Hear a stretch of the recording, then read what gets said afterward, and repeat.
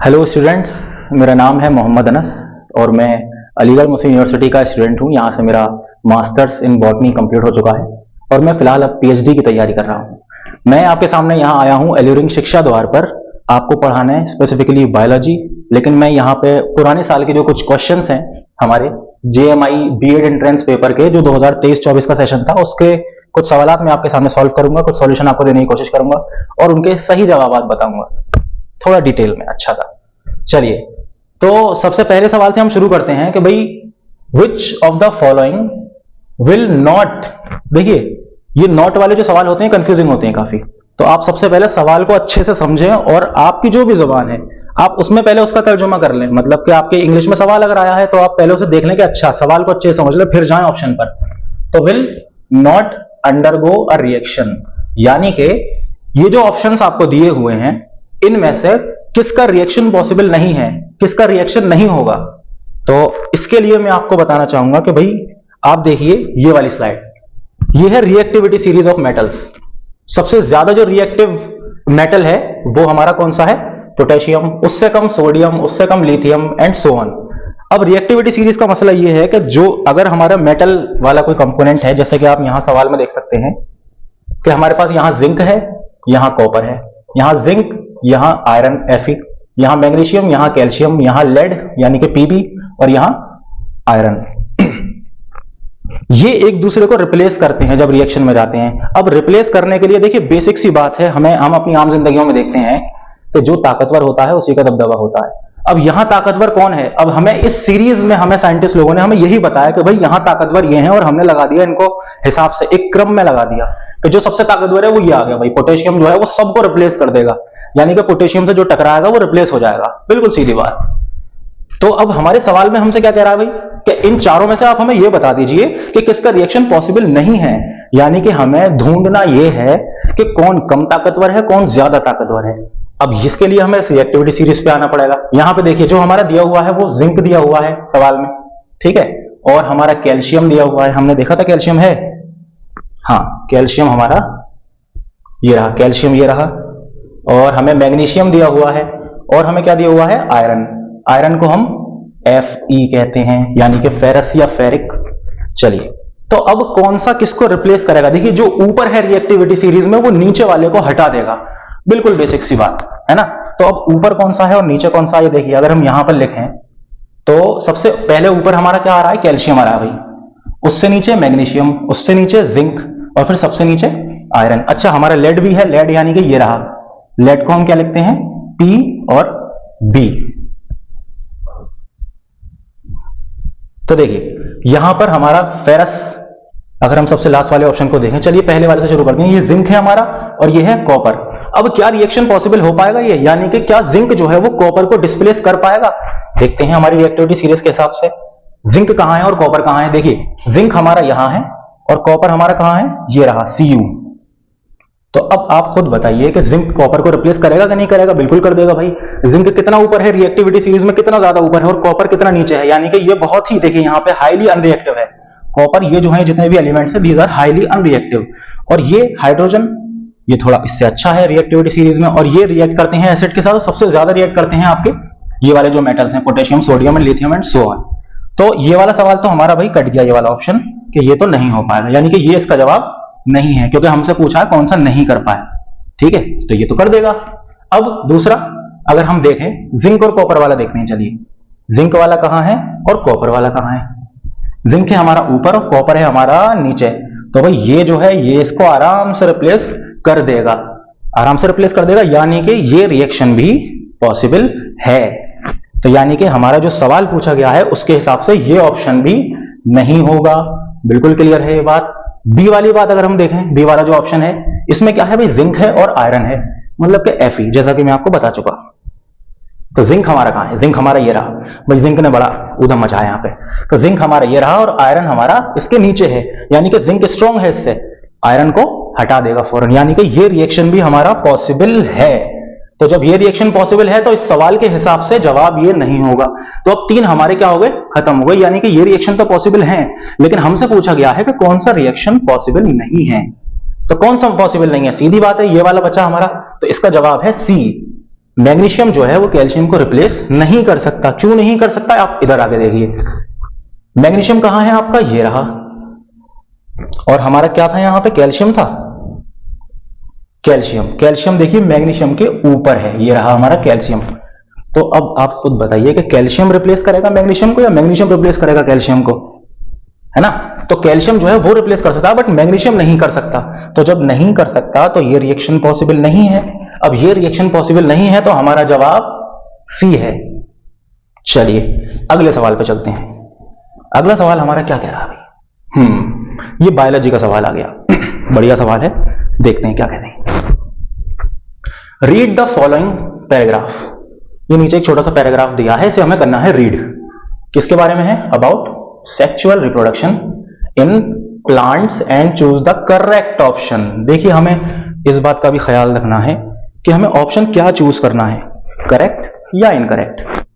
हमें दिया है वो भाई हमें करना है करेक्ट ऑप्शन चूज। अब हमें जब करेक्ट ऑप्शन चूज करना है तो हमें दिमाग में पहले ये हमारे आ जाना चाहिए कि हमें सही वाली बात पर टिक करना है। मतलब हम जब पेपर सॉल्व करते हैं तो सही वाली बात पे हमें टिक करना है और वही हमारे जवाब होंगे। तो सही वाली बात क्या है, अब सबसे पहले हम पैराग्राफ पढ़ते हैं क्योंकि दिया गया है ना पैराग्राफ अबाउट सेक्सुअल रिप्रोडक्शन। ठीक है, आफ्टर फर्टिलाइजेशन यानी कि फर्टिलाइजेशन के बाद द पी, जो पी है वो डिवाइड हो रहा है सेवरल टाइम, यानी कि पी जो है वो क्या होगा, वो होगा डिवाइड सेवरल टाइम्स। पी जो है वो डिवाइड होगा सेवरल टाइम यानी बहुत बार, और क्या बनाएगा, क्यू बनाएगा। क्या बनाएगा, क्यू। अब ये पी क्यू आर एस हमें नहीं पता क्या, ये हम ऑप्शन देखेंगे। क्यू बनाएगा डिवाइड होने के बाद, ठीक है। विद इन द आर, किसके अंदर, आर के अंदर, यानी ये कि क्यू किसके अंदर है, ये है भाई आर के अंदर। चलिए ये क्यू जो भी होगा ये आर के अंदर होगा। अब ये पी क्या है, क्यू क्या है, आर क्या है, यही हमारे ऑप्शन आएंगे आगे। अब the r develops a tough coat, ये कोट होना चाहिए, एस नहीं है यहां पे, tough coat and is gradually converted. वो कन्वर्ट किस में होगा, फिर एस में। ये आर जो है ये टफ कोट बनाएगा और किस में कन्वर्ट होगा, फिर बाद में एस में कन्वर्ट हो जाएगा हमारा आर। फिर it grows rapidly and ripens to form a fruit, फिर ये कन्वर्ट होगा टी में और फिर टी जो है वो क्या बना लेगा, वो बना लेगा आपका फ्रूट। अब इसके लिए देखिए ये सवाल अच्छा खासा डिटेल्ड क्वेश्चन है, इसमें आपको पूरा सेक्सुअल रिप्रोडक्शन, एसेक्सुअल रिप्रोडक्शन पता होना चाहिए। अगर आपको पता नहीं है तो दिक्कत हो सकती है, आपको पढ़ना पड़ेगा अच्छा खासा। तो हम इस सवाल के हिसाब से, क्योंकि हमारे पास वक्त की कमी है और हम सिर्फ और सिर्फ पेपर को सॉल्व करा रहे हैं विद रिस्पेक्टिव आंसर्स के हिसाब से हम उन्हें सॉल्यूशन हम देंगे आपको। तो इसका क्या है भाई कि हमारा फर्टिलाइजेशन जब हुआ, अब फर्टिलाइजेशन क्या है, व्हाट इज फर्टिलाइजेशन, थोड़ी सी बात समझ लीजिए, थोड़ा लंबा हो सकता है डिस्कशन बट समझना जरूरी है, आगे आ सकती है बात। भाई मेल गैमेट है और फीमेल गैमेट है, जब दोनों मेल और फीमेल गैमेट जब मिलते हैं तब क्या बनता है, एक एग बनता है, डिप्लॉयड एग। अब ये गैमेट, डिप्लॉयडी, ये सब बहुत डिटेल वाली चीजें हैं। डिप्लॉयड एग बनेगा या डिप्लॉयड सेल बनेगा हमारा, यही जो सेल बना पहला सेल डिप्लॉयड, ये क्या कहलाया, ये कहलाया जाइगोट। ठीक है, तो फर्टिलाइजेशन के बाद क्या बनता है, फर्टिलाइजेशन के बाद बनता है जाइगोट। अब हमारा सबसे पहले जो बनेगा यानी कि पी जो है वो क्या है, जो पी है हमारा वो है जाइगोट। तो अब हमें यहां देखना है ऑप्शन में कि भाई जाइगोट कहां कहां है। सबसे पहले देखिए रिस्पेक्टिव है मामला, ये P Q R S T. तो सबसे पहले पी है हमारा जाइगोट, यानी कि या तो ए है हमारा आंसर या बी है, तो सी तो हो नहीं सकता ना डी हो सकता।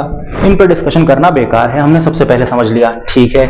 अब उसके बाद जाइगोट जब डिवाइड होता है, जब जाइगोट आपका डिवाइड हुआ तो क्या बनाएगा, ये बनाएगा एम्ब्रियो। ठीक है, सही बात है, एम्ब्रियो बनाएगा। अब देखिए दूसरे नंबर पे हमें दोनों जगह मिला है क्या, एम्ब्रियो। ठीक है, बहुत अच्छे। देखिए अब अगर आप थोड़ा सा और दिमाग लगाएंगे हल्का सा, तो देखिए यहां आगे ऑप्शन में एक स्टेम आ रहा है, लेकिन यहां बात किसकी हो रही है, सेक्सुअल रिप्रोडक्शन की। तो सेक्सुअल रिप्रोडक्शन में स्टेम का तो कोई ऐसा काम है ही नहीं। अब जब काम है ही नहीं तो हम इसे फौरन डिस्कार्ड कर सकते हैं आराम से। तो यानी कि हमारा आंसर क्या होगा, ए होगा हमारा आंसर। लेकिन अब अगर मान लीजिए ये बात अगर आप तक नहीं पहुंच पाती, आप यहां तक नहीं समझ पाते हैं इस बात को, तो आप कैसे बढ़ेंगे आगे, सेक्सुअल रिप्रोडक्शन को लेकर ही आप कैसे बढ़ेंगे आगे। देखिए आपका पी था, यानी कि क्या था, पी जाइगोट था, ये डिवाइड हुआ, क्या बनाया इसने, यहां क्या बनाया इसने, यहां बनाया इसने एम्ब्रियो। अब एम्ब्रियो की बात क्या कह रहा है, एम्ब्रियो क्यों विद इन द आर, ये एम्ब्रियो किसके अंदर है, ये आर के अंदर है। ठीक है, यानी ये जो भी चीज है इसके अंदर बना है एम्ब्रियो। तो किसके अंदर बनता है भाई एम्ब्रियो, ओवरी के अंदर। ठीक है, ये बनता है ओवरी के अंदर, और ओवरी के अंदर, सॉरी ओव्यूल के अंदर। और ओव्यूल जो है वो बड़े होकर क्या बनाता है, यानी कि ओव्यूल जो है आपका वो कन्वर्ट किस में होता है, आगे जब इसमें ग्रोथ होगी तो ये ओव्यूल कन्वर्ट होता है आपका सीड में, ठीक है। ओव्यूल कन्वर्ट किस में होता है? सीड में। और ओवरी किस में कन्वर्ट होती है? ओवरी कन्वर्ट होती है फ्रूट में। तो ये बात आपको बहुत अच्छे से याद रखनी है, और ये बहुत सारे सवालात आते हैं इसके बहुत अलग अलग टाइप के कॉम्पिटिशन्स में, कि इसमें से ग्रो होकर ओवरी जो है वो क्या बनाएगी, फ्रूट बनाएगी या स्टेम बनाएगी, फ्लावर बनाएगी, क्या बनाएगी। तो ओवरी हमेशा जो है वो ग्रो होकर क्या बनाएगी? फ्रूट बनाएगी। और ओव्यूल जो है वो सीड में कन्वर्ट होगा, यानी कि कन्वर्जन वाली बात आती है कि ओव्यूल जो है वो सीड में कन्वर्ट होता है, ठीक है। ये सवाल ऐसे आता है कि भाई जो सीड है वो इनमें से किस चीज से कन्वर्ट हुआ है? ओवरी से हुआ है, ओव्यूल से हुआ है, किससे हुआ है? तो आप बताएंगे कि भाई ओव्यूल से क्या बना? सीड बना। और ओवरी जो है उसने क्या बनाया? उसने बनाया फ्रूट। सही है। चलिए, तो अब यहां पर देखिए सबसे आखिरी बात क्या है हमारी, कि it grows rapidly and ripens to form a fruit. यानी कि हमारी जो ओवरी है, अगर हमें ये वाली बात पता है तो वो क्या बनाएगी? वो बनाएगी फ्रूट। तो अब ओवरी हमारी फ्रूट बना रही है, सीड हमारा ये रहा। तो हमारा आंसर हमारा क्या आया? हमने ये पहले ही डिस्कार्ड कर दिया था। हमारा आंसर है यहां पर ए, यानी कि जाइगोट फर्टिलाइजेशन के बाद बना जाइगोट, फिर जाइगोट डिवाइड हुआ और उसने बनाया एम्ब्रियो। अब एम्ब्रियो किसके अंदर बना? ओव्यूल के अंदर बना। अब ओव्यूल ये कहां पर है? ये भाई ये है आपका सीड, और सीड किसके अंदर है? बेसिकली ये ओवरी के अंदर। और ओवरी बड़े होकर क्या बनेगी? यानी कि ओवरी जो कन्वर्ट किसमें होगी? ये होगी आपकी फ्रूट में कन्वर्ट। तो इसी एक सवाल में हमने 4-5 सवाल देख लिए। हमने क्या क्या देख लिए? हमने भाई ये देखा कि जो ओव्यूल है वो कन्वर्ट होता है सीड में, ये एक सवाल इंपॉर्टेंट। दूसरा सवाल, जो ओवरी है वो कन्वर्ट होती है फ्रूट में, दूसरी बात हो गई हमारी। तीसरी बात कि जाइगोट डिवाइड हो गया, क्या बनता है? एम्ब्रियो बनाता है। चलिए, बहुत बढ़िया। और ये वाला यहां पर हमारा सवाल, यानी कि जवाब क्या हुआ इस सवाल के हिसाब से? ए। अब आपने इस एक सवाल को सॉल्व करते में 3-4 सवाल सॉल्व कर लिए अच्छे से। अब मैं समझता हूं कि इस पे अगर थोड़ा सवाल आया कोई तो आप पहुंच जाएंगे वहां तक, अगर आपने अच्छे से इस लेक्चर को सुना है। अगला सवाल अगर हम देखें, चलिए ये बहुत प्यारा सवाल है, थोड़ा डिटेल्ड है। जो नॉन साइंस बैकग्राउंड के स्टूडेंट हैं यानी कि, तो उनके लिए थोड़ा डिटेल हो जाएगा बट क्या करें, कंपटीशन निकालना है, हमें पढ़ना जरूरी है। और इतना डिटेल भी नहीं है, आराम से हो जाएगा। और सब आपके बारे में बात है। ये सबसे अच्छी बात है कि आप भाई अपनी बॉडी के बारे में आपको जानना चाहिए। आपके आसपास जो नेचुरल सब्सटेंसेस हैं आपको जरूरी है जानना। इसीलिए ये जो पोर्शन है इसका नाम है नेचुरल साइंसेज। नेचर के अंदर हम सब आते हैं, तो हमें हम सब के बारे में पता होना जरूरी है। चलिए, अब ये जो कटआउट है ये आपके क्वेश्चन पेपर का ही है। इसमें क्या आ रहा है? सबसे पहले हम पढ़ते हैं सवाल। X, y, z can respectively be replaced by which of the following. X आपका ये रहा, वाई ये रहा और जेड ये रहा। अब इनमें से जो ऑप्शन दिए हुए हैं, ये एक्स वाई जेड को रिप्लेस कौन सा ऑप्शन कर देगा बेहतर तरीके से, हमें ये बात बतानी है। यहां पर सवाल पूछा गया है हमसे ये, तो इसका जवाब क्या होगा? इसके लिए हमें टेबल पढ़नी पड़ेगी। देखिए, सबसे पहले इस कॉलम में टेबल में क्या दे रखा है? यहां दे रखा है हार्मोन का नाम, ठीक है, जैसे कि इंसुलिन है, थायरोक्सिन है, ग्रोथ हार्मोन है, हमें नाम दे रखा है हार्मोन का, ठीक है, बहुत अच्छी बात, हमें पता है। दूसरा क्या दे रखा है कि किससे निकलता है ये हार्मोन, सीक्रेट किससे होता है, ठीक है। तो अब यहां पर इसका एक्स दे रखा है, हमें नहीं पता यहां किससे सीक्रेट होता है, यानी एक्स में यहां ऑप्शन में होगा कुछ, तो हमें बताना है देखकर कि भाई इससे ये हार्मोन निकलता है इंसुलिन, यहां थायराइड से निकलता है थायरोक्सिन, ये वाली बात इन्होंने दे रखी है। अगली बात, ग्रोथ हार्मोन किससे निकलता है, ये बात इन्होंने नहीं दे रखी है, कोई बात नहीं, हम पता करेंगे। और तीसरे उसमें कॉलम में क्या दे रखा है कि भाई हेल्प्स इन, यानी कि किस चीज में मदद करता है, इसका फंक्शन क्या है, इसका काम क्या है। तो जो इंसुलिन है जो कहां से निकलता है हमें नहीं पता, ऑप्शन देख के अभी हम पता करेंगे। ये क्या काम करता है, ये maintain glucose level in blood. जो ग्लूकोज लेवल है, आप बहुत ज्यादा खाना खा लेते हैं तो ग्लूकोज की वो हो जाती है, बहुत ज्यादा ग्लूकोज अगर हो जाता है आपकी बॉडी में तो ये क्या करता है, ग्लूकोज लेवल को मेंटेन करता है, कौन, इंसुलिन, ठीक है। अब ये कहां से निकलता है हम अभी देखेंगे। चलिए अगला सवाल, हम पहले यहां सवाल समझ रहे हैं, सॉल्व नहीं कर रहे इसे। थायरोक्सिन जो हार्मोन है वो कहां से निकलता है, थायराइड से निकलता है, यानी कि जो आपकी यहां थायराइड ग्लैंड होती है वहां से निकलता है। और इसका फंक्शन क्या है ये हमें नहीं पता, ये है वाई। अब वाई का ऑप्शन यहां पर होगा, हम अभी देखते हैं। चलिए, ग्रोथ हार्मोन जो आपकी ग्रोथ में हेल्प करता है, आपकी जो साइज है बॉडी का उसको बढ़ाने में हेल्प करता है, तो वो ग्रोथ हार्मोन जो है वो कहां से सीक्रेट होता है ये हमें नहीं पता, ये सवाल पूछा गया है हमसे। लेकिन काम क्या करता है ये हमें गिवन है, क्या काम करता है, controls growth and development of the body, जो हमने अभी बात करी कि हमारी बॉडी को ग्रो करने में मदद करता है। चलिए अब देखते हैं ये एक्स वाई जेड आखिर किस बला का नाम है। सबसे पहले इंसुलिन हार्मोन जो है वो कहां से निकलता है, भाई कहां से निकलता है ये आपको अच्छे से पढ़ना पड़ेगा। याद करने वाली चीज है कि इंसुलिन हार्मोन जो सीक्रेट करती है वो करती है पेनक्रियाज। तो पेनक्रियाज जो है वो सबसे पहले कहां है, इस दो ऑप्शन में है। तो यानी कि हमारा ये कट गया और हमारा ये कट गया। ए और डी को अब हमें देखना ही नहीं है, क्योंकि हमने सबसे पहले क्या देख लिया भाई, क्योंकि ये एक्स वाई जेड रिस्पेक्टिवली, यहां पे क्या लिखा है रिस्पेक्टिवली, इसका मतलब ही ये है कि एक्स का मतलब जो सबसे पहला वाला कॉमा से पहले है, वाई का मतलब इसके बाद वाला, और जेड का मतलब उसके बाद वाला, रिस्पेक्टिवली। ठीक है, यानी कि पोजीशन को बात बताते हैं कि भाई यही पोजीशन है इनकी। तो सबसे पहले क्या है आपका पैनक्रियाज, तो यहां पे क्या आएगा, यहां पे हम लिखेंगे पैनक्रियाज। चलिए ठीक है। अगला कि भाई जो वाई है वो क्या है, यानी कि जो थायरोक्सिन हार्मोन है जो कहां से निकलता है, थायराइड ग्लैंड से निकलता है, इसका काम क्या है भाई, इसका काम ये है कि ये हमारी बॉडी के मेटाबॉलिज्म को कंट्रोल करता है। जो हमारी बॉडी में जो जितने भी सिस्टम्स हैं उन सबके मेटाबॉलिज्म जो चल रहा है हमारी बॉडी में, जो रिएक्शंस चल रहे हैं अलग अलग तरह के, उन सबको कंट्रोल करता है। ये और भी डिटेल में बहुत सारी चीजें हैं इसके बारे में, बट क्योंकि आप सभी लोग बैकग्राउंड, सबका बैकग्राउंड थोड़ा अलग अलग हो सकता है, इसलिए मैं जनरल बात बता रहा हूं कि ये हमारी बॉडी के मेटाबॉलिज्म को कंट्रोल करता है। ठीक है, तो अब देखिए बेसिक बात, अगर हमें ये पता है तो हमारा तो जवाब ये हो गया, तीसरा हमें देखने की जरूरत है ही नहीं। लेकिन फिर जिन्हें नहीं पता तो उनके लिए हम तीसरा देख लेते हैं कि भाई जो ग्रोथ हार्मोन है वो कहां से निकलता है, यही तो है हमारी बात, यही तो पूछा है हमसे। अच्छा, यहां पे क्या करता है, कंट्रोल मेटाबॉलिज्म। चलिए मैंने इस तरह से लिख दिया, तो कंट्रोल करता है मेटाबॉलिज्म को, ये हमारा आ गया। अगला है कि भाई ग्रोथ हार्मोन जो है वो कहां से निकलता है। अब आपको तो ये पता चल गया, भैया आप लोग बहुत समझदार लोग हैं, तो भाई ये है आपका पिट्यूटरी ग्लैंड। तो पिट्यूटरी ग्लैंड जो है ये क्या करती है, ये ग्रोथ हार्मोन को सीक्रेट करती है। कौन सी ग्लैंड करती है, पिट्यूटरी ग्लैंड। चलिए, तो पिट्यूटरी ग्लैंड जो है वो सीक्रेट करती है ग्रोथ हार्मोन को, और इसका काम क्या होता है, control growth and development of the body. यानी कि हमारा जवाब क्या है, बिल्कुल निसंदेह होकर आप लगा दीजिए, हमारा जवाब है भैया यहां पर बी। अगला सवाल, अगले सवाल पर अगर हम आगे बढ़े, बहुत बढ़िया, ये है प्लांट हार्मोन का सवाल। अब क्योंकि मैं बॉटनी ही बैकग्राउंड का हूं तो मैंने तो अच्छा खासा पढ़ रखा है। तो देखिए अब मैं आपको समझाने की कोशिश करता हूं। सबसे पहले आप इस चार्ट को देखिए, प्लांट हार्मोन जनरल मोड में हम जो अगर हम पढ़ते हैं तो हमारे पास क्या है प्लांट हार्मोन, भाई जिब्रेलिन नाम का एक हार्मोन होता है, प्लांट में निकलता है, ऑक्सिन है, साइटोकाइनिन है, इथाइलिन है, एब्सिसिक एसिड है।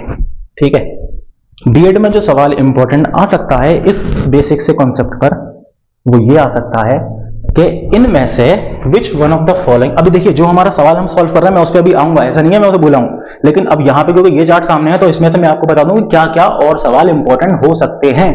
तो भाई इसमें से सवाल सबसे फेमस सवाल क्या है इसका, कि which one of the following plant hormone is gaseous hormone. जैसे मैंने बोला एज इट इज सवाल आता है, तो कौन सा गैसियस हार्मोन है, सिर्फ एक है, वो है आपका इथाइलिन। तो इथाइलिन जो है ये गैसियस हार्मोन होता है, ये बात याद रखिए, बहुत इंपॉर्टेंट सवाल है। चलिए अब हम अपने क्वेश्चन को देखते हैं कि यहां पे है क्या आखिर। विच of the following hormones is responsible for triggering the fall of mature leaves and fruits from plants. यानी कि नीचे दिए गए हार्मोन में से कौन सा हार्मोन ऐसा है जो लीफ को गिरने में हेल्प करता है, जो लीफ मैच्योर हो जाती हैं तो वो अब उनका प्लांट से टूटना है, गिरना है, तो कौन सा हार्मोन ऐसा है जो उसमें हेल्प करता है, ठीक है, या लीफ को और फ्रूट्स को। चलिए तो कौन सा हार्मोन ऐसा है उसके लिए हम देखेंगे ये चार्ट। अब इसके हम फंक्शन पढ़ते हैं, छोटी छोटी बातें फंक्शंस लिखें। अगर हम जिब्रेलिन की बात करें तो जिब्रेलिन क्या करता है भाई, stimulates break down of stored food, facilitate germination sprouting of leaves. यानी कि जिब्रेलिन मोटा मोटा क्या काम करता है, ये सीड जर्मिनेशन में हेल्प करता है, ठीक है, जर्मिनेशन में। दूसरा ऑक्सिन क्या करता है, ये सेल की ग्रोथ में मदद करता है, यानी कि सेल को, प्लांट को हाइट देने में, लंबाई देने में, क्योंकि जब सेल ग्रो करेगा तभी तो प्लांट बढ़ेगा भाई। सेल ग्रोथ, सेल इलोंगेशन मतलब लंबा होना। Promoting the growth of terminal birds, terminal का मतलब ये जो ऊपर वाला पोर्शन है जिसको टर्मिनल पोर्शन, तो इसकी ग्रोथ में हेल्प करता है। और फ्रूट फॉर्मेशन, फ्रूट के फॉर्मेशन में हेल्प करता है कौन, ऑक्सिन। ठीक है, हमने ये देख लिया। साइटोकिनिन क्या होता है, देखिए साइटो मतलब सेल, यहां से आप याद रखिए, क्योंकि साइटोकिनिन सेल की ग्रोथ में तो हेल्प करता ही है, लेकिन साथ में सेल डिवीजन करवाता है। भाई एक सेल है, अब उसको दो सेल बनना है ना, अब माइटोसिस मियोसिस जो है वो होता है डिवीजन में, तो वो हम डिटेल में बाद में पढ़ेंगे कभी। तो भाई अब ये डिवीजन हो रहा है सेल का, तो ये कौन करवाएगा, कौन सा हार्मोन कहेगा कि भाई अब हो गया, सेल को डिवाइड करो, यानी ग्रोथ करनी है प्लांट की, तो कौन करवाएगा, वो करवाएगा आपका साइटोकिनिन हार्मोन। और सेल डिफरेंशिएशन, यानी कि एक सेल है वो अलग अलग और सेल्स बनाएगा, डिफरेंशिएशन हो रहा है सेल का। अच्छा, अब आया हमारा क्या, इथाइलिन। इथाइलिन में आपको सबसे इसके बारे में सबसे इंपॉर्टेंट बात क्या है कि भाई ये है गैसियस हार्मोन। ठीक है, बहुत अच्छे। इसका काम क्या है? इसका काम यह है कि ripening of leaves and fruits, excess amount of ethylene cause dropping of leaves and fruits. एक नॉर्मल जनरल अमाउंट में, अगर नॉर्मल अमाउंट में अगर निकल रहा है इथाइलिन किसी प्लांट में, तो वो क्या करेगा? वो पत्तों को, फलों को पकाने का काम करेगा। राइपनिंग का मतलब होता है पकाना। ठीक है, पकाने का मतलब खाना बनाने वाला पकाना नहीं।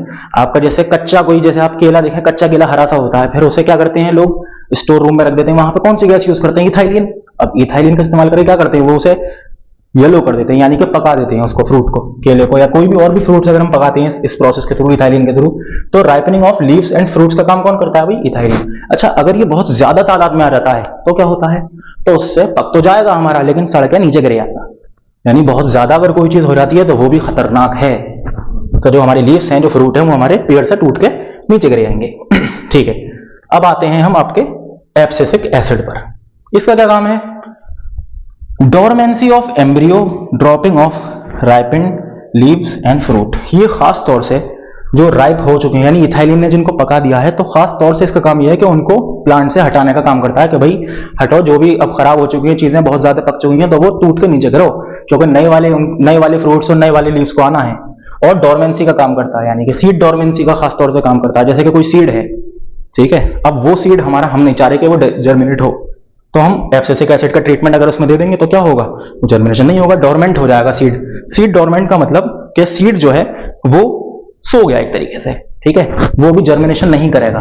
कब तक नहीं करेगा? जब तक सुटेबल कंडीशंस उसे प्रोवाइड ना करी जाएं। और वो सुटेबल कंडीशन क्या है भाई? Moisture, sunlight, water. जब आप वो देंगे, जब आप सीड को, भाई ऐसे थोड़ी है मेरे हाथ में हथेली पर सीड रखा है और अपने आप जर्मिनेट कर जाएगा, बिल्कुल नहीं। जब मैं उसे किसी गमले में, किसी पॉट में लगाऊंगा, अच्छे से उसमें पानी डालूंगा, तभी तो जर्मिनेट करेगा ना। तो कौन सा हार्मोन है जो उसे जर्मिनेट नहीं होने दे रहा मेरी हथेली पे? कौन सा है? वो है खासतौर से एब्सिसिक एसिड। एक तो ये बात हो गई, ये बात जरूरी है कि डोरमेंसी में कौन हेल्प करता है। दूसरा क्या है कि ड्रॉपिंग, जो लीफ जो हमारी फॉल ऑफ हो रही है, या फ्रूट हमारे पेड़ से नीचे गिर रहे हैं, उसमें कौन हेल्प कर रहा है? एब्सिसिक एसिड हमारा। तो यहां पर अगर हम सवाल की बात करें तो इसमें सवाल में यही तो पूछा गया है भाई कि इनमें से कौन सा हार्मोन है जो रिस्पॉन्सिबल है triggering of the fall of mature leaves and fruits from the plant. तो बेझिझक जवाब हमारा क्या है? Abscisic acid. साइटोकिनिन क्या करता है? ये सेल डिवीजन कर रहा है। ठीक है, और जिब्रेलिन हमारा क्या कर रहा था? यहां पे देखिए, जिब्रेलिन क्या कर रहा था? बेसिकली जर्मिनेशन में हेल्प कर रहा था, सीड जर्मिनेशन में। ठीक है, हम इसे लिख दे रहे हैं, जर्मिनेशन। और ऑक्सिन हमारा क्या कर रहा था? ये ग्रोथ में हेल्प कर रहा था। ये बिल्कुल जनरल मैंने बातें यहां पर आपको बता दी हैं। अगला सवाल हमारा क्या कहता है, देखते हैं जल्दी से। ये सवाल तो नहीं है हमारे निश का। अगली बात, ये सवाल है, बहुत बढ़िया सवाल, बहुत आसान सवाल है, याद करने वाली चीज है। क्या है? Which of the following serves as a site, यानी कि जगह, इनमें से कौन? Site of protein synthesis in cell. तो भाई हमें ये बताना है। सवाल हमारा सीधा सा ये सवाल है कि भैया बच्चों, प्यारे बच्चों, आप हमें ये बात बता दो कि इनमें से, इन ऑप्शन में जो ये दे रहे हैं हम, इसमें से कौन सी साइट ऐसी है जो प्रोटीन सिंथेसिस करवाती है, यानी कि प्रोटीन को क्या करवाती है? सिंथेसाइज करवाती है, बनाती है। तो कौन है ऐसा इनमें से? वो है राइबोसोम। ये याद करने वाली चीज है। जब आप पढ़ेंगे सेल चैप्टर, जब हम पढ़ेंगे तो उसमें बहुत अच्छे से डिटेल करेंगे। तो राइबोसोम का काम क्या है? ये प्रोटीन सिंथेसिस में हेल्प करता है। कौन करता है? राइबोसोम। यहां पर होती है प्रोटीन सिंथेसिस। ठीक है, अच्छा। दूसरा है, अगर ये ऑप्शन है, चलिए इनके बारे में हम थोड़ा थोड़ा पढ़ लेते हैं। लाइसोसोम का काम क्या है? क्योंकि जब राइबोसोम पूछ सकता है हमसे सवाल में, तो ये भी तो पूछ सकता है कि भैया लाइसोसोम का काम बता दो। और लाइसोसोम पूछ सकता है तो बाकी वाले भी पूछ सकता है। तो क्यों ना हम अभी लगे हाथ सारे के सारे कर लें। तो करते हैं, क्या कहते हैं, देखते हैं। तो लाइसोसोम हमसे क्या कह रहा है भाई कि इसका क्या काम है? इसका काम ये है कि ये हाइड्रोलिटिक एंजाइम निकालता है। कौन से एंजाइम भैया? Hydrolytic enzymes. अब हाइड्रोलिटिक एंजाइम क्या करते हैं? हाइड्रोलिटिक एंजाइम जो है वो सेल के अंदर कोई भी अगर ऐसी डैमेज हो गया सेल के अंदर, तो ये क्या करेगा? लाइसोसोम ये जाएगा वहां पर और वहां पे जाकर हाइड्रोलिटिक एंजाइम को रिलीज कर देगा। अब जैसे ही रिलीज करेगा वो, तो ये सेल को ही, उस पोर्शन को सेल के खत्म कर देगा, मार देगा, किल कर देगा।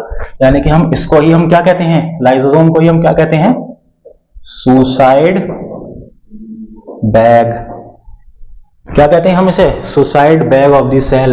यानी कि सेल के अंदर अगर कोई गड़बड़ हो जाती है और सेल ने डिटेक्ट कर लिया कि भाई कुछ गड़बड़ हो गई, हमारी मशीनरी में कुछ गड़बड़ चल रही है, तो आते हैं लाइसोसोम साहब और ये क्या करते हैं, वहां पे जाके हाइड्रोलिटिक एंजाइम छोड़ देते हैं और सारा का सारा सेल जो है वो खत्म हो जाता है। जिससे कि क्यों होता है ऐसा, जिससे कि बाकी के जो आसपास के सेल हैं वो प्रोटेक्ट रहें, वो बच जाएं, वो इन्फेक्शन उन तक ना पहुंचे, जो भी वो खराबी हुई है वो उसी तक रहे, और वो खुद ही बेचारा अपनी बलि देकर खत्म हो जाता है ताकि बाकी के सेल बच जाएं।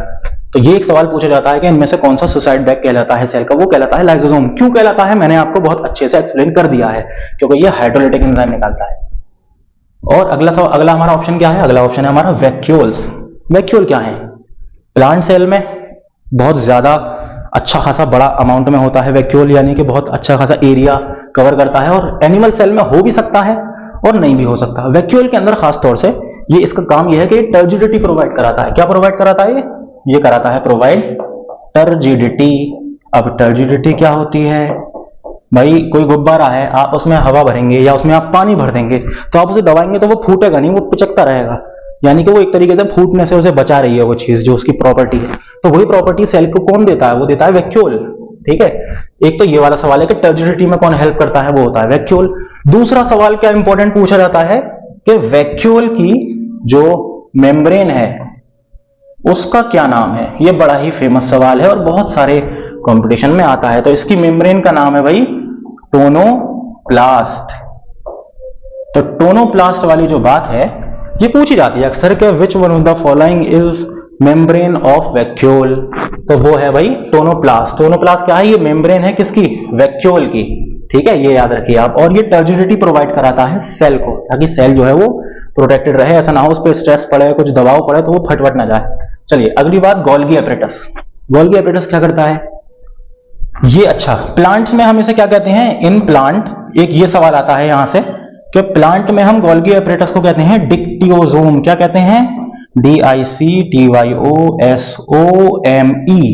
डिक्टियोसोम कहते हैं हम गोल्गी एपरेटस को ही। सवाल काफी जगह मैंने देखा है कि भाई dictyosome is also called as Golgi apparatus या गोल्गी बॉडी। ठीक है, काम क्या है इसका, इसका काम यह है कि ये क्या करता है, ये क्या करता है, ये करता है आपका पैकेजिंग में मदद। यानी कि कोई भी सब्सटेंस आया तो उसको पैकेजिंग करेगा उसकी, और उसे क्या कर देगा, ट्रांसफर कर देगा। यानी उसे पैक करके अच्छा सा राजा बाबू बना के उसे भेज देगा सेल में जहां पर भी जरूरत होगी, उस पर्टिकुलर लिपिड को या फिर प्रोटीन को भेज देगा। अब ये लेगा किससे, एंडोप्लाज्मिक रेटिकुलम से लेगा और भेज देगा कहां पर, सेल में जहां भी जरूरत है। तो इसका काम ये है खासतौर से कि पैकेजिंग करेगा, उसका ट्रांसफर कर देगा, उसे भेज देगा। चलिए डिटेल में हम सुकून से पढ़ेंगे बाद में, लेकिन अब एक मोटी मोटी सी बात मैंने आपको बता दी है, इसके बारे में आपको सारी चीजें पता होनी चाहिए और बहुत अच्छे से याद कर लीजिएगा। आपको बहुत ज्यादा पढ़ने की जरूरत नहीं है। अगर आप यही 4 ऑप्शन और इन 4 ऑप्शन के बारे में अगर आप पढ़ लिया तो इस बात की प्रोबेबिलिटी बहुत बढ़ जाएगी कि आप अगला जो भी सवाल आएगा आगे आने वाले पेपर में वो अच्छे से सॉल्व कर पाएंगे। ठीक है, आगे बढ़ते हैं साहब। तो आगे हमारा सवाल कहता है हमसे, क्या कह रहा है अभी सवाल, अरे बढ़िया, आगे हमें कह रहे हैं भाई कि व्हाट इज द मास। यही रोकिए जरा इस बात को, ये आया वर्ड हमारा मास।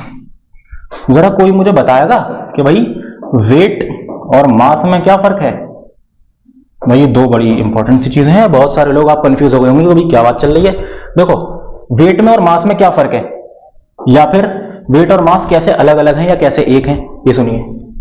मास जो है ये कभी भी चेंज नहीं होता, कैन नॉट चेंज, लेकिन ये चेंज हो जाता है अकॉर्डिंग टू ग्रेविटी। ठीक है, चेंज किसकी वजह से, ग्रेविटी की वजह से। अब आपने बचपन में कुछ सवाल पढ़े होंगे कि भाई अगर मेरा वजन धरती पर 80 किलो है तो मून पर कितना होगा, है ना। तो वो जो बात हो रही है वो क्या हो रही है, वो क्या चेंज हो रहा है, वो हो रहा है आपका वेट।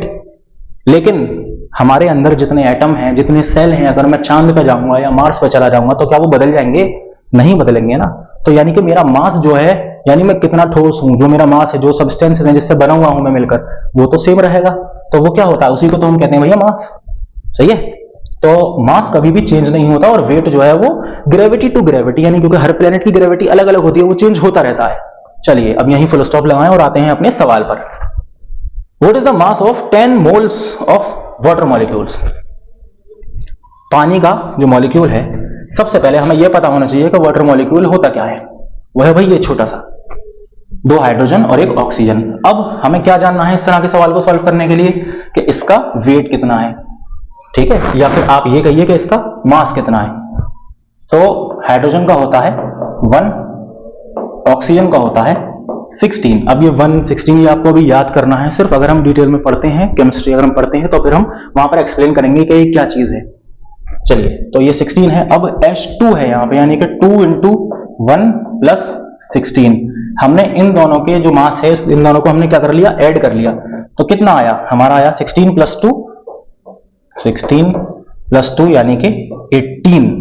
हमारा वाटर मॉलिक्यूल जो है वो क्या है, उसका मास कितना है वाटर मॉलिक्यूल का, वो है 18। ठीक है, बहुत बढ़िया। सवाल क्या पूछा गया है, what is the mass of 10 moles of water molecule, यानी कि 10 वाटर मॉलिक्यूल का मास। आप बिल्कुल बेसिक से आप ये बात समझिए, जब भी इस तरह का सवाल आए तो आप ऐसे करेंगे कि भाई 10 मोल्स ऑफ वाटर मॉलिक्यूल मतलब कि 10 वाटर मॉलिक्यूल का मास कितना होगा। तो सिंपल कुछ नहीं करना है, हमें जो वाटर मॉलिक्यूल का मास है यानी कि जो 18 है उसको हमें किससे मल्टीप्लाई कर देना है, 10 से, क्योंकि 10 मोल वाली बात पूछी है। तो हमारा जवाब क्या हो जाएगा यहाँ पर, ये हो जाएगा 180 ग्राम। सिंपल, यानी कि क्या है हमारा आंसर, 180 ग्राम। बात खत्म। अगली बात, अगला सवाल हमसे क्या पूछा है, देखते हैं भाई, इधर आ जाओ। अगला सवाल पूछा है हमसे कि विच ऑफ द फॉलोइंग गैसेस, ये गैसेस के नाम है कुछ, विच of the following gases evolved. Evolved का मतलब निकलना, बाहर निकलना। जब रिएक्शन होगा तो कोई गैस उसमें से निकलेगी बाहर, यानी कौन सी इवॉल्व हो रही है। अब कब निकलेगी, when metal hydrogen carbonate react with acid. तो इसके लिए आप ये रिएक्शन देखिए। सवाल है हमारा कि कौन सी गैस निकलेगी जब मेटल हाइड्रोजन कार्बोनेट से कोई एसिड रिएक्ट करेगा। ठीक है, तो आप यहां देखिए, मेटल हाइड्रोजन कार्बोनेट है, यानी कि NaHCO3 है हमारे यहाँ पे। ठीक है, सोडियम हाइड्रोजन कार्बोनेट। तो सोडियम क्या है, मेटल है, और ये हाइड्रोजन कार्बोनेट है। ठीक है, बहुत बढ़िया। तो NaHCO3 जो है ये जब रिएक्ट करेगा एसिड से, HCl यानी कि हाइड्रोक्लोरिक एसिड से अगर ये रिएक्ट कर रहा है तो क्या निकल रहा है, ये बना रहा है भैया नमक, table salt, NaCl, sodium chloride. और कौन सी गैस निकली हमारी, गैस निकली कार्बन डाइऑक्साइड। सवाल यही तो पूछा था हमसे कि कौन सी गैस निकलेगी, तो जवाब ये रहा कार्बन डाइऑक्साइड। और साथ में क्या निकलेगा, साथ में निकलेगा पानी, वाटर। तो अगर हम किसी मेटल हाइड्रोजन कार्बोनेट को एसिड से कराएंगे रिएक्ट, तो क्या बनेगा, सॉल्ट बनेगा, CO2 गैस निकलेगी, यानी कि ये इवॉल्व होगी, और वाटर बनेगा। ठीक है, ये बात आ गई मेटल हाइड्रोजन कार्बोनेट की। थोड़ा सा टीचर ने सोचा कि यार पिछली बार मेटल हाइड्रोजन कार्बोनेट दिया था, इस बार कुछ और करते हैं नया। तो वो नया क्या करेंगे, देखिए क्या करेंगे। वो कहेंगे इस बार हम करते हैं कि मेटल कार्बोनेट से रिएक्ट कराए थे। तो बताइए क्या बनेगा। तो हमारा जवाब वही सेम रहेगा, सारी चीजें सही रहेंगी। देखिए ये है सोडियम कार्बोनेट, हाइड्रोजन खत्म हो गया, यहां से हट गया।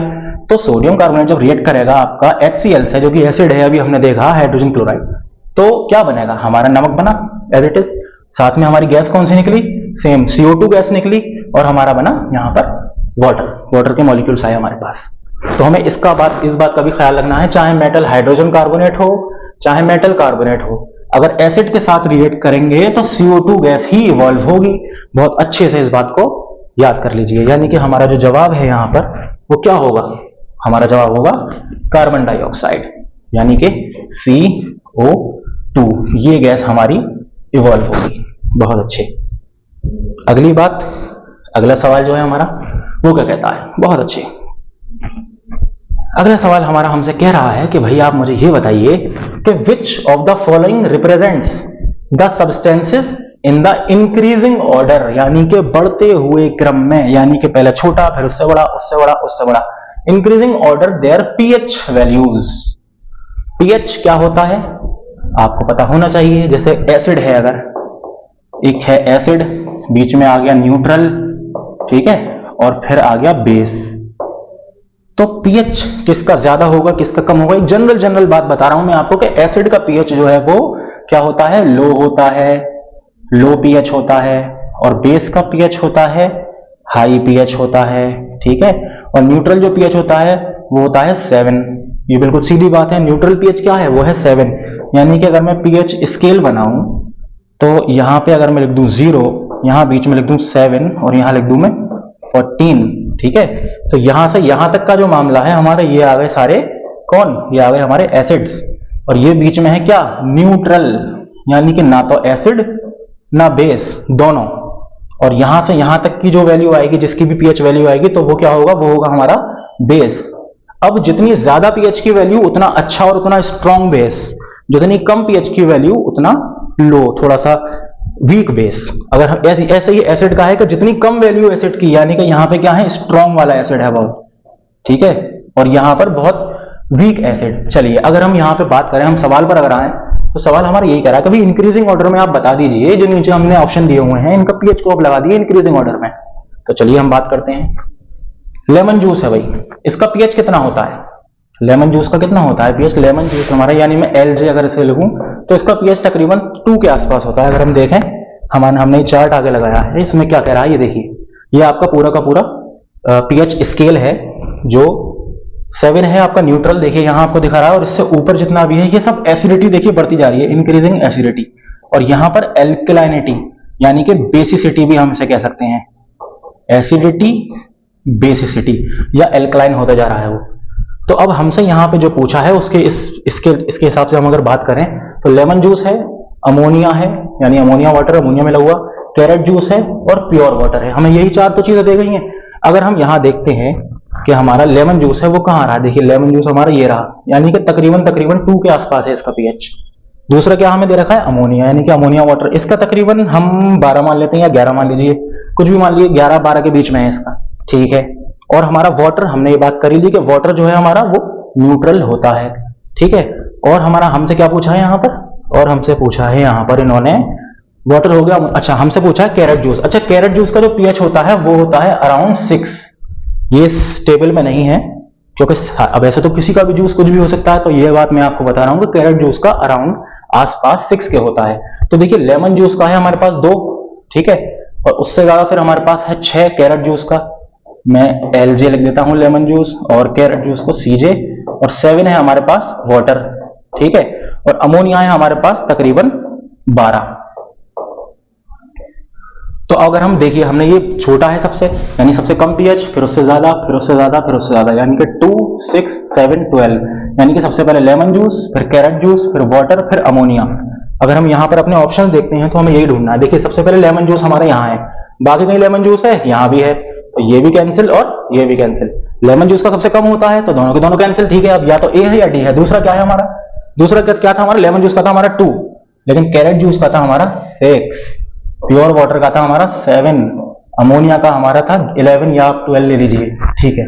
तो ये हमारा आंसर है, बिल्कुल सिंपल, बढ़ते हुए क्रम में सबसे कम पीएच लेमन जूस का, उससे ज्यादा कैरेट जूस का, फिर वाटर का, उसके बाद अमोनिया वाटर का सबसे ज्यादा, यानी कि अमोनिया वाटर जो है वो बहुत ज्यादा स्ट्रॉन्ग बेसिक होता है वो, ठीक है। अगर हम अगले सवाल पे आते हैं तो अगला सवाल हमसे क्या कहता है। अच्छा देखिए ये जो सवाल है इसमें थोड़ी दिक्कत है भाई। दिक्कत क्या है, देखते हैं क्या दिक्कत है। सवाल पढ़ते हैं।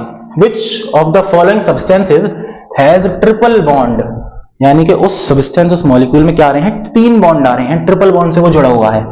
तो अमोनिया, यानी कि NH3। अभी हम इसका स्ट्रक्चर बना के देखेंगे। ओजोन, यानी कि O3, ये मैं स्ट्रक्चरल फॉर्मूला लिख रहा हूं। वाटर, यानी कि H2O। इथीन, इथीन मतलब क्या है, यानी कि C2 और H4, और आपका कार्बन मोनोऑक्साइड, यानी कि CO। अब इसमें आपको यह बताना है कि भाई ट्रिपल बॉन्ड किस में पाया जाता है, ट्रिपल बॉन्ड जो है वो किस में पाया जाता है। तो हम सबसे पहले अगर इसका मैं बनाऊं अमोनिया का, तो अमोनिया हमारा क्या करा भाई, एक नाइट्रोजन ये आ गया, तो एक हाइड्रोजन ये रहा, एक हाइड्रोजन ये रहा, और एक हाइड्रोजन ये रहा। ये तो हमारा अमोनिया होगा। अब यहां आप मुझे ये बताइए, कहीं आपको ट्रिपल बॉन्ड नजर आया, नहीं आया, तो यानी यहां तो नहीं होता ट्रिपल बॉन्ड, कट गई ये वाली बात। अगला है ओजोन। ओजोन का अगर मैं बताऊं तो ओजोन जो है हमारा O3 है, तो इसका फॉर्मूला है हमारा ये, दिस इज ओजोन। ओजोन का स्ट्रक्चरल फॉर्मूला, यहां पर भी हमारा ट्रिपल नहीं आ रहा क्योंकि यहां डबल आ रहा है मैक्सिमम। मैक्सिमम बॉन्ड कौन सा आ रहा है, एक साथ डबल बॉन्ड, लेकिन हमसे पूछा गया है कि एक साथ 3 बॉन्ड आने चाहिए भाई साहब, तो 3 बॉन्ड तो नहीं आए इसमें, ना अमोनिया में आए ना ओजोन में आए। अब मैं वाटर का बनाता हूं। वाटर है हमारा H2O, तो H ये आ गया, H ये आ गया, और ऑक्सीजन हमारा ये रहा। क्या यहां पे आपको ट्रिपल बॉन्ड नजर आया, नहीं आया, मुझे तो नहीं आया। चलिए ये भी नहीं है हमारा जवाब। अगला है हमारा इथीन। इथीन मतलब C2H4, यानी कि 2 कार्बन हमने जोड़ दिए, अब जो हमारे बची जगह उसमें हमने लगा दिया हाइड्रोजन, C2H4, तो क्या आपको यहां पर ट्रिपल बॉन्ड नजर आया? मुझे नहीं लगता नजर आया। अगला यानी कि हमारा इथीन भी नहीं है। अगला और आखिरी बचा है हमारा, वो है कार्बन मोनोऑक्साइड। कार्बन मोनोऑक्साइड यानी कि एक कार्बन और एक ऑक्सीजन, मोनो का मतलब एक। अब इसके बीच में क्या होगा? इसके बीच में होंगे आपके ट्रिपल बॉन्ड। तो जो कार्बन मोनोऑक्साइड है उसमें ही सिर्फ होता है ट्रिपल बॉन्ड, यानी कि जो आपका जवाब है वो सिर्फ और सिर्फ ये वाला है। लेकिन हमारे ऑप्शन जो हैं उसमें कहीं ओनली 5 नहीं है, तो ये कहीं ना कहीं गड़बड़ है, कहीं ना कहीं मिस्टेक में, प्रिंटिंग में मिस्टेक हुई है। तो यानी जो इसका जवाब है, अगर मैं ई करके इसका जवाब दूं तो इसका जवाब है ओनली 5। और इसका जवाब कैसे है ओनली 5? मैंने आपको यहां पे हर किसी का स्ट्रक्चर बना के दिखा दिया है कि भाई क्या हुआ, ये क्यों हुआ, कैसे हमने जवाब इसका ओनली 5 लिखा है। क्योंकि कार्बन मोनोऑक्साइड ही है सिर्फ जिसके अंदर 3 बॉन्ड पाए जाते हैं, बाकी किसी में नहीं पाए जाते। तो इस बात का ख्याल रखिए कि कभी कभी दिक्कत हो जाती है। अगला सवाल, अगला सवाल हमारा कहता है हमसे कि भाई विच of the following by product of anaerobic respiration is responsible for causing muscle cramps in humans. आप में से जितने भी लोग जिम करते होंगे उन्होंने इस वर्ड को सुना होगा, क्रैम्प्स। मसल क्रैम्प्स खासतौर से क्या होते हैं? जो हम बहुत ज्यादा एक्सरसाइज कर लेते हैं तो हमारे हाथ अकड़ जाते हैं, दर्द होता है उनमें। ऐसा क्यों होता है कि जब हम एक्सरसाइज कर रहे हैं तो हमारी सांस भी फूलती है? सांस क्यों फूल रही है? ताकि हमारी बॉडी को ऑक्सीजन चाहिए, यानी हमारी बॉडी में ऑक्सीजन की हो रही है कमी। अब जो ये कंडीशन है कि हमारी बॉडी में ऑक्सीजन की कमी हो रही है और हम सांस ले रहे हैं यानी कि रेस्पायर कर रहे हैं, उस चीज को हम क्या कहते हैं? यानी कि लैक ऑफ ऑक्सीजन में हम क्या कर रहे हैं? वो है एनएरोबिक रेस्पिरेशन। ठीक है, लैक ऑफ ऑक्सीजन है या ऑक्सीजन है ही नहीं, उसमें हम क्या करते हैं? Anaerobic respiration. यहां पे खासतौर से ह्यूमंस की बात हो रही है तो मैं आपको इसी मसल क्रैम्प वाली बात पे रखूंगा कि एनएरोबिक रेस्पिरेशन का जो बाई प्रोडक्ट है, यानी कि जो बना, जो बाई प्रोडक्ट हुआ, यानी हमने जो लिया, जो ग्लूकोज टूटा, फिर उसके बाद में जो बाई प्रोडक्ट है वो क्या बनता है? जो वो बाई प्रोडक्ट रिस्पॉन्सिबल होता है मसल क्रैम्प्स के। तो वो बाई प्रोडक्ट इनमें से कौन सा है? तो lactic acid, ethanol, pyruvic acid या ग्लूकोज। तो हमें सिंपल ये बताना है कि भाई ये फला बाई प्रोडक्ट है, ये रिस्पॉन्सिबल है मसल क्रैम्प्स के लिए। तो आप जो है ये रिएक्शन देखिए और आप जानेंगे कि ये क्या हुआ, कैसे हुआ। देखिए ग्लूकोज है, हमने खाना खाया, हम सिर्फ ग्लूकोज को ले रहे हैं। ग्लूकोज है, ऑक्सीजन हम नॉर्मल कंडीशन में हमने ऑक्सीजन ली अच्छे से। अब जब ऑक्सीजन की प्रेजेंस है तो ये जो रेस्पिरेशन कहलाता है ये कहलाता है एरोबिक रेस्पिरेशन। ये सवाल भी अच्छा खासा आता है कि भाई ऑक्सीजन की प्रेजेंस में जिस टाइप का रेस्पिरेशन होता है उसे हम क्या कहते हैं? एरोबिक कहते हैं, एनारोबिक कहते हैं, या बोथ ऑफ दिस या नन ऑफ दिस। सिंपली मैंने ऑप्शन भी बता दिया। तो इसका जवाब है कि भाई उसे हम कहते हैं एरोबिक, जो ऑक्सीजन की प्रेजेंस में होता है। अच्छा, अब इसके बाई प्रोडक्ट क्या है? देखिए ये बाई प्रोडक्ट है, ये बाई प्रोडक्ट, ये बाई प्रोडक्ट, यानी कि जो प्रोडक्ट है इसका, जो बन रहा है रिएक्शन से, तो क्या है वो? CO2 हमारे पास है, जो हम एक्सेल कर रहे हैं, क्या कर रहे हैं? CO2 कर रहे हैं ना। तो ये CO2 हमारा बना, जो कि क्या है? वेस्ट है। वाटर हमारी बॉडी में आया, ठीक है। और एनर्जी, हमें एनर्जी तो चाहिए ना खाने से, तो 38 ATP यानी कि एडिनोसिन ट्राइफॉस्फेट। इसके बारे में हम डिटेल में सेल बायोलॉजी में बात करेंगे, हम सेल के बारे में पढ़ेंगे तो हम अच्छे से बात करेंगे। यानी कि ये क्या है? बेसिकली ATP है। अच्छा, ATP पे सवाल क्या आता है कि ATP is also called energy currency. ATP क्या है? ये हमारी बॉडी की एनर्जी करेंसी है। यहां पे ATP की मदद से क्या होता है? एनर्जी हमें मिलती है ना। जो हमारा खाना है वो टूटता है और उसमें से क्यों टूट रहा है? ताकि वो ATP फॉर्म कर सके। अब वो ATP जो है वो एज एन एनर्जी यूज हो सके हमारी बॉडी में, जिससे कि हम फुर्तीले रहें और अपना काम करते रहें। चलिए, ये तो बात हो गई एरोबिक रेस्पिरेशन की, लेकिन हमारा सवाल तो एनएरोबिक पे था ना, तो उस पे आते हैं वापस। ग्लूकोज है भाई, हमने खाया ग्लूकोज और एनएरोबिक रेस्पिरेशन हुआ। यानी कि देखिए यहां पे कहीं ऑक्सीजन आपको नजर आई? नहीं आई। लेकिन हम यहां लिख सकते हैं कि लैक ऑफ ऑक्सीजन में भी ये होता है, लैक ऑफ ऑक्सीजन। ठीक है, या फिर ऑक्सीजन अगर हमारी कम है, ठीक है, तो उसमें हमारा क्या हो रहा है? एनएरोबिक रेस्पिरेशन हो रहा है। तो ये ह्यूमंस की अगर हम बात करें तो इसका जो बाई प्रोडक्ट है वो क्या है? वो है हमारा लैक्टिक एसिड। क्या बनता है? Lactic acid. और थोड़ी सी एनर्जी भी निकलती है। अब एनर्जी तो निकलेगी ना, कहीं ज्यादा निकल रही है, कहीं कम निकल रही है, तो यहां कम निकलती है। एनारोबिक रेस्पिरेशन में एरोबिक के मुकाबले कम एनर्जी निकलती है, यानी कि सिर्फ 2 ATP हमारी निकल रही है इस इक्वेशन के हिसाब से। और बाई प्रोडक्ट हमारा खासतौर से क्या बन रहा है? लैक्टिक एसिड, ह्यूमंस की बात। तो चलिए, हमारा सवाल का जवाब क्या होगा यहाँ पे? सीधा सीधा हमारा ये है कि भाई लैक्टिक एसिड बनेगा, जिसकी वजह से मसल क्रैम्प्स होंगे। लैक्टिक एसिड जो हमारी मसल में, हमारे सेल्स में प्रोड्यूस होगा, तो वो क्या करेगा? वो क्रैम्प्स करेगा, यानी कि हमारी जो मसल है उनको अकड़ा देगा, अकड़ जाएंगे वो, जिससे कि थोड़ा सा पेन भी आपको महसूस हो सकता है। अगला नेक्स्ट क्वेश्चन हमारा कह रहा है हमसे कि आप इसका जवाब दें। चलिए, विच of the given represents a saponification reaction. Saponification यानी कि सोप बनाने वाला रिएक्शन, बिल्कुल साफ याद रखिए, बिल्कुल अपनी अपनी लैंग्वेज में हिंदी में सोप सैपोनी इस तरह से आप याद रखें। तो इनमें से कौन सा सैपोनिफिकेशन रिएक्शन है, सिर्फ हमें यह बताना है कि इनमें से कौन सा रिएक्शन है जो हमें बता रहा है कि सैपोनिफिकेशन हो रहा है। देखिए, तो हम थोड़ा सा सैपोनिफिकेशन के बारे में सबसे पहले जानेंगे। ये रहा। अच्छा, अब क्योंकि सैपोनिफिकेशन है तो इससे ही मिलता जुलता एक है आपका एस्टेरिफिकेशन। तो एस्टेरिफिकेशन के बारे में भी हम पढ़ेंगे, लेकिन उससे पहले सैपोनिफिकेशन को जान ले क्या है। On treating an ester with a base, ये एक सब्सटेंस होता है, with a base such as NaOH। मैंने अभी बताया था आपको एसिड बेस, तो NaOH क्या है, सोडियम हाइड्रोक्साइड, ये एक बेस है। It is converted back to alcohol, क्या बना देगा, एल्कोहल बना देगा।